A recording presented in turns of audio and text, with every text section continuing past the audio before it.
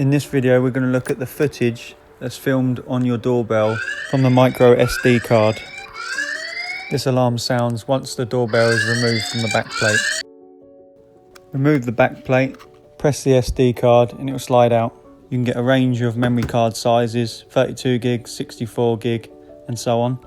Now I insert the micro SD card into the USB card reader. This allows me to plug it into a PC to check the footage. You can also use a SD adapter. This is more commonly used for a laptop. There's a range of different types you can have a look at. I plug the USB card reader with a micro SD card into the PC. This comes up in my folder as an E drive. Then I click on that, right click, go to view and go on large icons. This shows me all the images in bigger icons for me to look at. But you can keep them as a list if you'd like.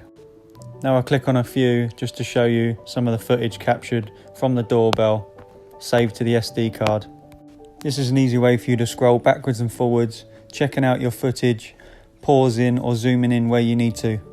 In the top left hand corner you'll see the date and the time.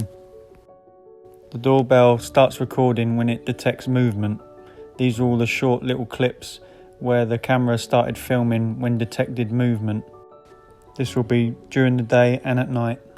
You'll see that the camera has a wide field of view to capture more of the area around it.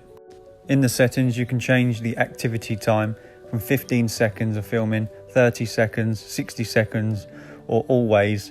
Obviously if you have it in always it's going to use up a lot of battery and a lot of memory.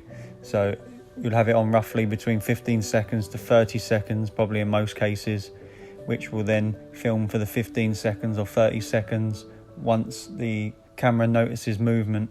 You also have the option to have the LED, which is on the front of the doorbell, on or disabled, which means if it sees movement, there'll be a ring that lights up blue on the doorbell, or if you disable it, then when it detects movement, if someone's looking at the doorbell, no light would come on. They wouldn't know if it was filming and caught some action or not. So with this doorbell camera, the footage is going to be saved to the SD card. Now if you're looking at the doorbell, you can press the camera icon, which will start recording and you'll see it recording. Now that footage will save to your photo album and also be in the gallery on your phone. Here you'll see where the SD card goes. Now let's take a look at the XSH Cam app. This is where you can record manually if you'd like.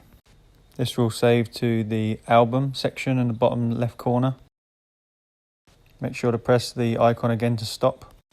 Here's showing the footage saved and also in the photo gallery on my phone. Change the active time for the camera to film for longer if needed. This shows if you click always, the detection will no longer be needed and it will drain your battery. To turn the light off that's on the doorbell, press LED mode and disable. Press SD to format or to save to the cloud. Security screw at the bottom of the doorbell will lock the doorbell into position. This is so that the doorbell cannot be removed from the back plate without undoing this screw. This is clockwise to tighten and anti-clockwise to loosen. If you're worried about the doorbell being taken, maybe think about having another camera pointing at the doorbell camera.